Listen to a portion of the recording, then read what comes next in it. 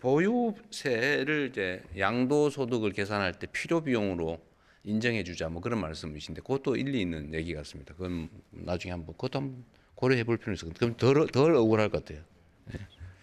네, 또 다른 분들 또 네, 의견 한번 들어보겠습니다. 이제 2시간 지났고요. 제가 댓글 소개해드리면 트리 K3N님이 서울 시내의 유휴지나 공원 부지 그린벨트 일부에 15평에서 20평 정도의 양질의 영구 임대주택을 지어서 청년 신혼부부 무주택자에게 빠르게 공급해야 합니다 하는 의견 주셨고요.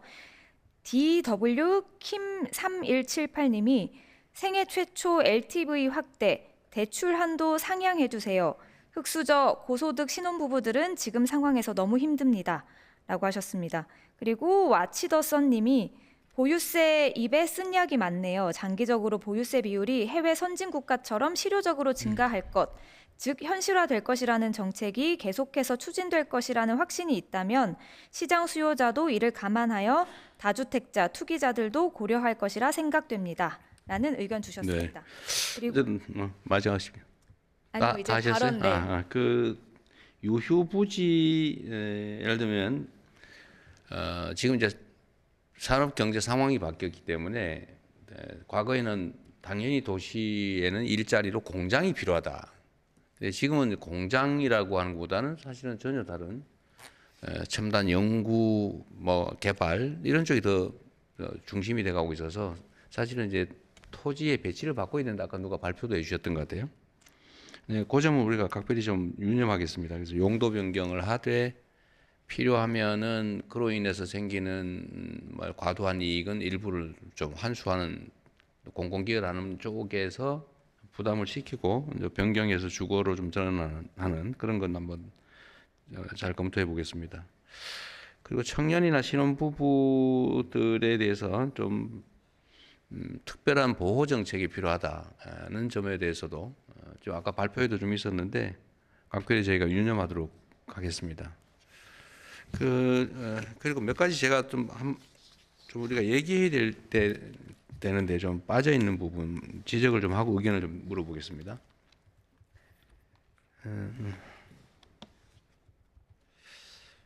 비아파트 공급 회복을 위해서 금융 세제 규제 완화가 필요하다는 말씀은 아까 누가 해주셨던 것 같고요.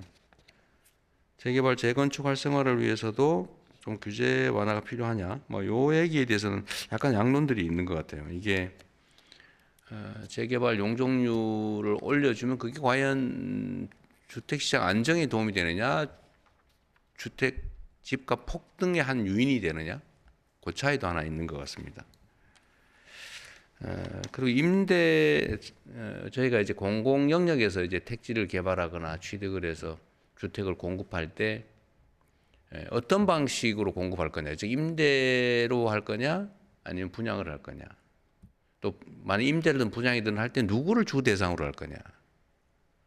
또는 임대와 분양을 소위 역세권을 기준으로 한다면 이걸 어디다 배치할 거냐. 이런 부분에 대해서 좀 사고의 전환이 필요하다는 생각을 하고 있습니다. 예를 들면 공공임대 그러니까 과거에 막 영구 임대처럼 8평, 12평 지어가지고 막 정말 어려운 사람들 만사하는 그런 걸 우리가 상상을 했는데 이제는 좀 방침을 좀 바꿔야 되겠다는 생각을 하고 있어요. 예를 들면 뭐 국민주택 규모 한 25평이든지 30평이든지 뭐 이런 정도 되는 고품질의 중산층도 거주할 수 있는 장기적으로 임대하는 그런 아파트를 역세권 중심으로 먼저 건설하고 그럼 많은 사람들이 활용할 수 있잖아요. 여기서 살다가 집을 사서 나갈 수도 있고 또 다른 사람이 이용할 수 있고 우리 대한민국에 좀 쓸만한 공공주택은 거의 없다시피 하기 때문에 공공임대주택은 그래서 요 방향은 좀 비중은 좀 조절을 할 계획을 내부적으로 가지고 있다는 말씀 먼저 좀 드립니다. 그렇게 해야 그 사실은 주거 안정이라고 하는 게 또 가능하겠죠. 본인의 주거를 꼭 취득하는 것도 중요한데 뭐 그 존중해야죠. 그러나 모두가 바로 그렇게 가기는 어렵다. 주거 사다리가 필요한데 그거는 이게 중산층도 입주할 수 있는 고품질의 공공임대주택을 장기적으로 제공하는 것도 국가가 해야 될 중요한 역할이다 이렇게 생각합니다. 또 이제 얘기를 한번 네, 들어보시죠. 그 주어진 시간 안에 조금 더 많은 분들이 발언하실 수 있도록 간략하게 요약해서 부탁드리겠습니다. 말씀드렸지만 대부분 다 이해하고 있어요. 그러니까 네, 아까 두 해야 번째 되는 줄에 기준으로. 답변만 하시고 의견을 말씀 못 하신 것 같아서 네, 마이크 전해드리겠습니다. 네.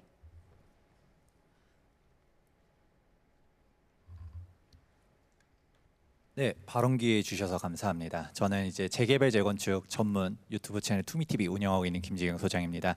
우선은 재개발 재건축에 대한 얘기를 좀 해드리고 싶습니다. 사실 부동산 대책 자체에서도 말하고 싶은 건 많지만 이제 시간이 한정돼 있으니까 딱 인식에 대한 사항과 그리고 어떤 식으로 개선해야 되는지 두 가지 점을 짚어드리고 싶은데요. 우선 팩트 체크 먼저 해보도록 하겠습니다. 대통령님께서 얘기하셨던 것 같이 일단 재개발 같은 경우는 가구 수가 줄어드는 것은 사실입니다.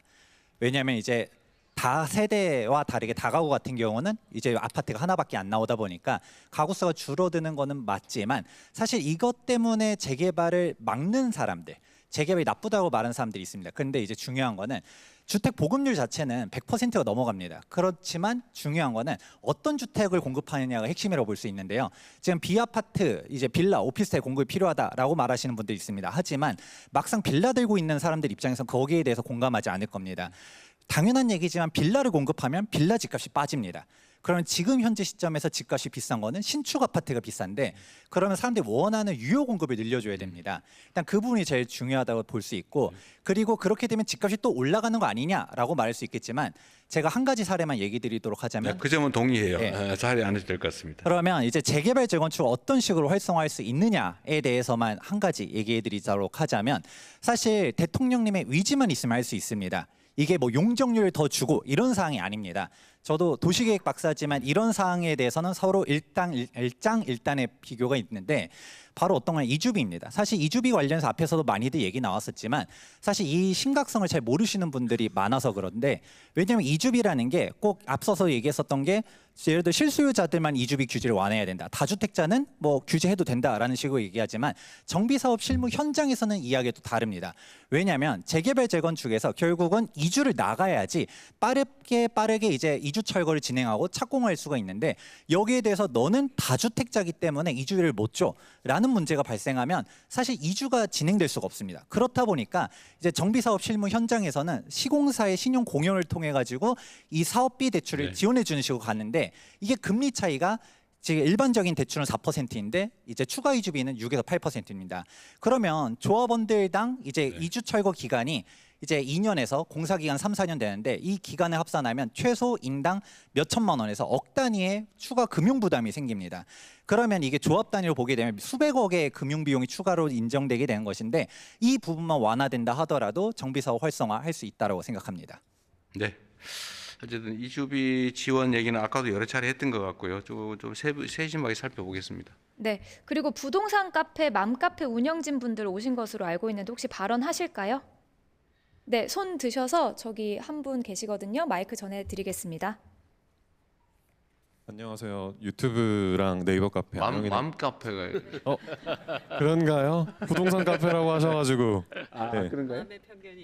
그래서 남성도 맘일 수 있군요. 네, 알겠습니다. 그것도 맞습니다. 새 아이를 키우고 있고요. 저는 공공임대주택 거주자입니다. 그래서 공공임대주택이 확충될 수 있으려면 더 공급을 많이 하려면 그 주택도시기금이 그 큰 재원인데 이 주택도시기금 확충, 그러니까 재원 확충 방안 두 가지만 말씀드리고 싶습니다. 일단 지금 청약통장 같은 경우 세액공제가 무주택 세대주만 가능합니다. 그러니까 세대주와 배우자까지 가능한데 세대원은 불가능합니다. 근데 청약이라는 건 지금 세대원도 할 수 있게 바뀐 지가 10년이 넘었거든요. 그래서 세액공제도 세대원까지 하면 좋겠다라는 바람이 있고요. 두 번째는 LH, SH 같은 공공주택에서 그 공공주택이 수탁하는 보증금을 일정 비율을 주택도시기금에 예치하게 되면은 그 예금을 활용해서 다시 또 공공주택을 건설할 수 있지 않을까라는 제안이 있습니다. 네. 네, 의견 감사합니다. 의견 계속해서 듣겠습니다. 그러면 그 근처에 맨 끝에 계신 분, 네, 지금 바로 손 드신 분께 마이크 전해드리겠습니다. 네, 안녕하세요. 저는 신용협동조합 중앙회를 다니고 있는 2년차 신혼부부 신승주라고 합니다. 일단 뭐 신용협동조합의 신혼부부 신씨. 네, 맞습니다. 신신신입니다. 일단은 신혼부부 관련해서 먼저 조금 더 말씀드리면은 많은 분들이 말씀하셨지만 이 6억, 4억, 2억에 대한 정액 대출을 하다 보니까 신혼부부는 제가 이제 2년 차고 직장 생활한 지 한 5년 차 됐는데 돈이 없습니다. 그래서 제 능력에 대한 미래를 사와서 주택에 들어가고 싶은 건데 이런 부분이 조금 완화되고 신혼부부와 젊은 청년들이 좀 배려되는 그런 네. 지원이 됐으면 좋겠고, 또 두 번째로는 하나는 금융 지원에 대해서 금융 협동조합을 사용하는 것도 하나의 방법이 될 수 있다는 생각이 좀 듭니다. 왜냐하면 협동조합의 기본은 그 조합원들에게 환원을 하는 것이기 때문에 대출이나 이런 것들에 대한 이자 수익을 다시 조합원에게 배출하면은 선순환 구조가 될 수 있을 거라고 생각을 합니다. 지금 부동산 PF 규제 같은 것들이 협동조합에 좀 있는데 그런 부분들을 같이 잘 조합해서 발전하게 나가는 방식 중에 하나로 협동조합을 활용하는 것도 좋은 방법이라고 생각을 합니다. 감사합니다. 알겠습니다. 그 말씀하신 거 조금은 관련이 있어서 그런데 제가 안 그래도 결혼 페널티 얘기가 있어서 뭐 대출이든 뭐 분양 기회든 뭐 청약 기회든 뭐 등등 여러 영역에서 결혼을 하면 오히려 손해더라. 해서 결혼해놓고도 혼인 신고를 안 하는 청년들이 많다는 얘기가 있어서 이제 각 분야 모든 걸 다 취재해가지고 그 결혼했다고 더 불이익이 되지 않게 하는 거는 지금 다 지금 전수조사를 지금 제가 지금 총리님한테 부탁해 놨어요. 그 여러분도 혹시 의견 있으시면 좀 얘기를 해주면 결혼 페널티라는 얘기는 없게. 결혼하면 권장을 해서 이익을 줘야 되는데 결혼하면 또 손해가 되게 설계되어 있는 게 부분적으로 좀 있는 것 같아요. 그건 저희가 다 찾아내 가지고 그렇게 되지 않도록 하겠습니다. 네, 또 계속해서 의견 받겠습니다. 그 댓글에 4050 무주택자 발언 듣고 싶다고 하셨는데 혹시 계실까요? 여기에 4050 무주택자에 대한 무주택자나 아니 있어도 말씀하십시오. 네, 말씀하십시오. 마이크 전해드리겠습니다. 그렇다고 꼭 4050 무주택자라는 건 아닙니다. 4050 무주택자이고요. 예. 저는 경제정의 실천 시민연합에서 토지주택위원장으로 활동하고 있는 조정은입니다. 예. 아이고 참 오랜 시간 이제 경청했고요. 저는 이제 우리 그 사회가 청년과 서민들에게 이제 주택 공급을 통해서 어떤 것을 줄 것이냐 이걸 좀 고민해봐야 될 것 같습니다. 이제 집을 사서 자산을 너도 불려라 이런 관점이냐 아니면 정말 살 수 있는 집을 마련해 줄 것이냐 이런 게 굉장히 중요하다는 생각이 드는데 지금 여태까지의 그 설계는 모두 집을 사서 자산을 불려라 이런 방식이었다고 생각이 되고요.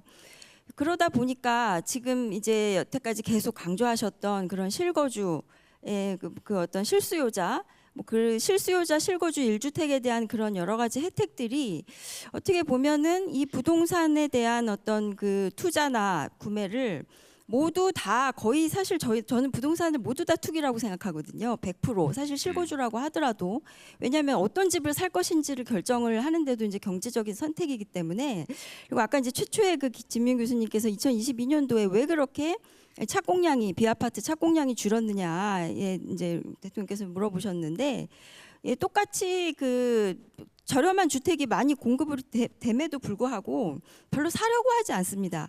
그러니까 비아파트 다세대 주택은 이제 평균적으로 가격 수준을 보면은 제가 통계를 한번 봤더니 한 3억이 안 되거든요. 아파트는 훨씬 더 비쌉니다. 평균 아파트 가격은 12억, 15억 이렇게 지금 이야기하고 있는데 다세대 빌라 가격은 3억이 안 되는데도 불구하고 거기에는 이제 시장에 진입하고 있는 수요가 없기 때문에 지금 사실은 공급이 안 되는 것입니다.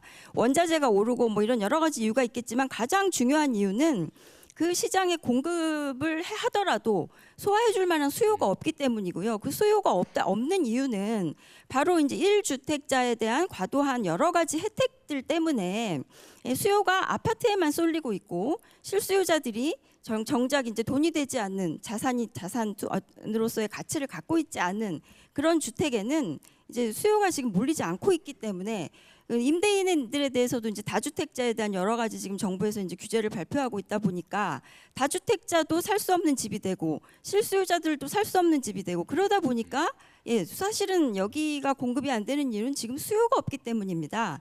그러면 이 수요를 도대체 어떻게 채울 것이냐? 이걸 무슨 임대 그 주택에 대한 어떤 정책의 좀 전환으로 이제 할 것이냐?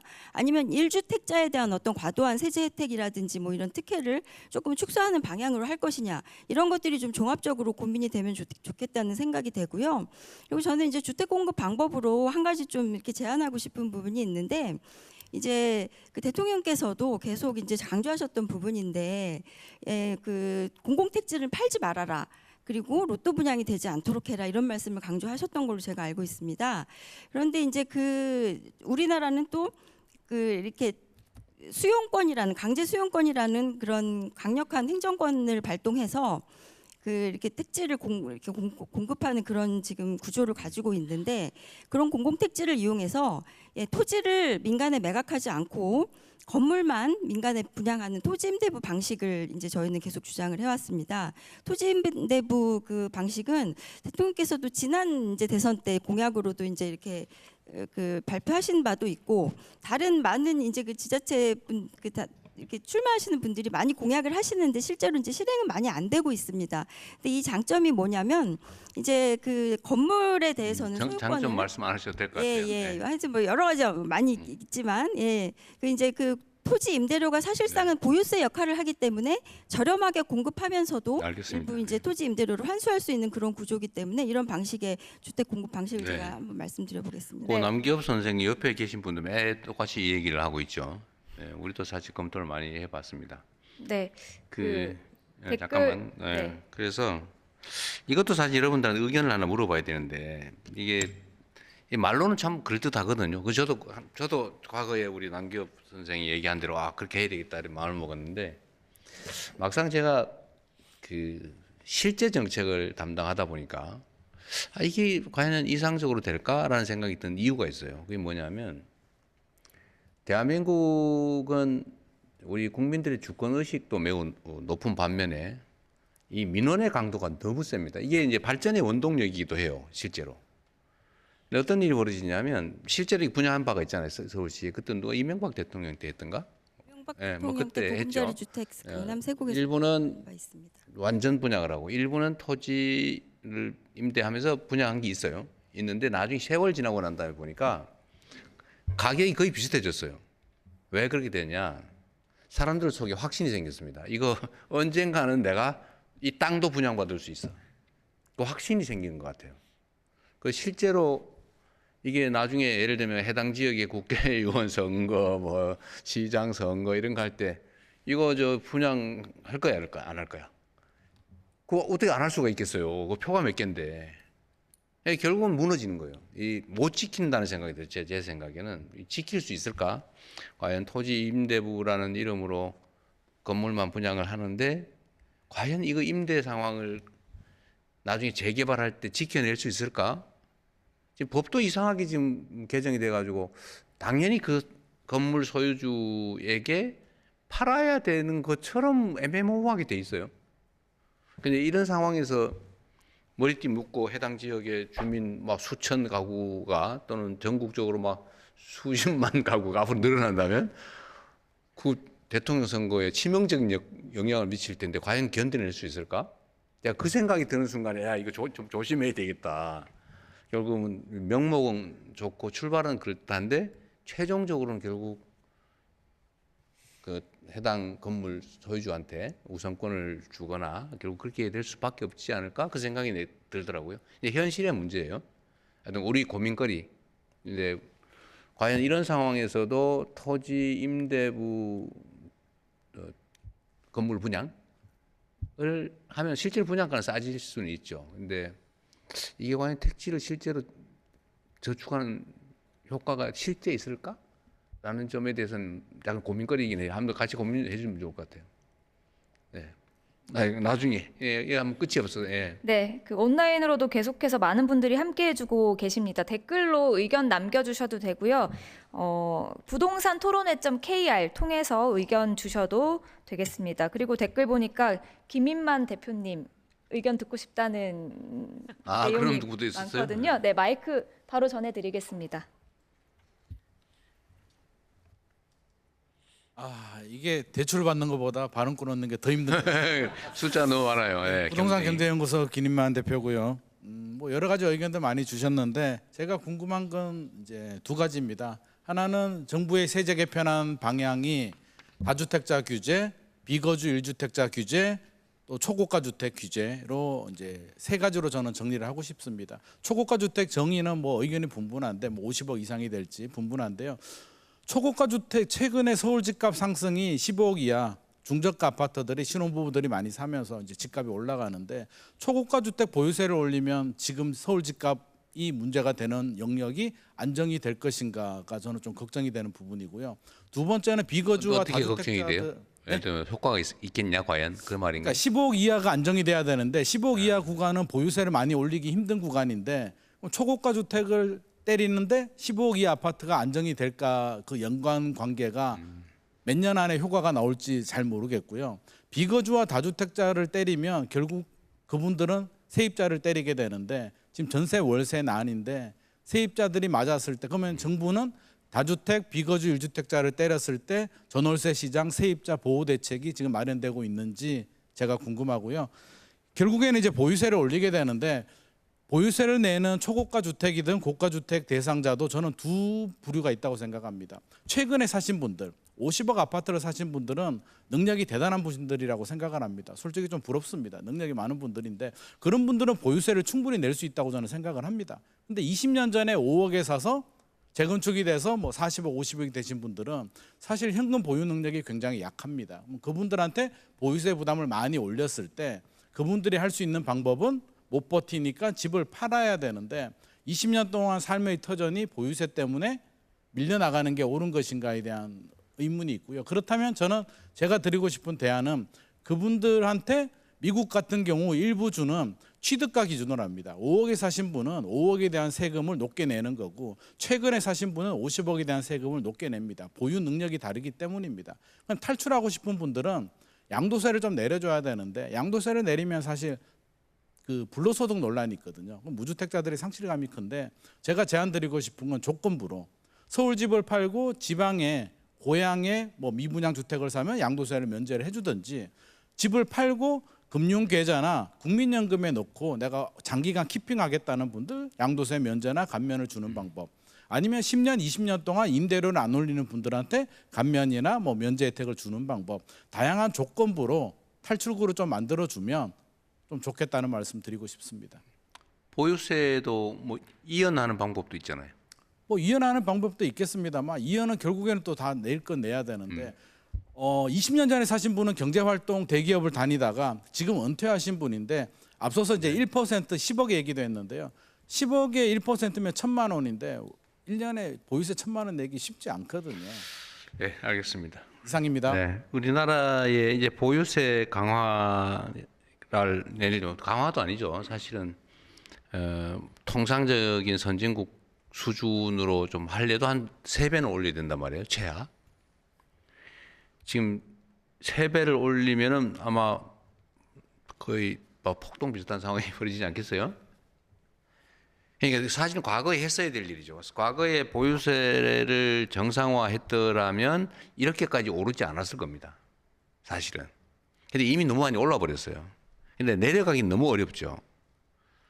그러다 보니까 결국은 타협을 하게 되는데 지금이라도 저는 앞으로에 대한 대비는 해야 되지 않을까 하는 생각을 해요. 왜냐하면 이거 언젠간 터집니다. 어느 세대에 누가 당할지는 모르지만 대한민국에 엄청난 충격을 주겠죠. 사실 예약되고 있잖아요. 계속 커지고 있잖아요. 압력이. 그리고 점점점 그 시점에 가까이 가고 있어요. 물론 뭐 잘 지나갈 가능성도 뭐 없지는 않죠. 그러니까 터질 가능성이 훨씬 더 크죠. 터지면 치명적입니다. 그래서 이거를 저는 이제 좀 정치적 손해를 보더라도 대비는 해야 되겠다는 생각을 하긴 해요. 근데 그게 너무 과하게 책임지기는 좀 어려운데 저는 이런 생각을 해봤습니다. 지금 종류가 다양하잖아요. 거주용 1주택, 거주용 아닌 1주택, 다주택 또는 1주택에서도 초고가. 근데 초고가의 다주택, 또 비거주까지. 이제 이거 차등 요소가 많잖아요. 그래서 여기에 기준점을 하나 만들면 어떨까? 통상적인 그냥 1주택을 기준으로 적정하게 그 보유 부담을 설정하고 여기에 거주할 경우는 일단 감하고 그러니까 비거주라고 가중하는 게 아니고 1주택에 대해서 기본을 정한 다음에 실거주 또 거주 용도일 경우에는 감해주고 그게 또 예를 들면 서민용 또는 중산층용이라 그러면 좀 보호하는 측면이 또 약간 감해주고 이렇게 좀 정리할 수 있을 것 같고 또 지방 이런 데도 또 배려해주고 지역적 요인을 고려하는 거죠. 그 다음에 이제 반대쪽 그러니까 가중 요소죠.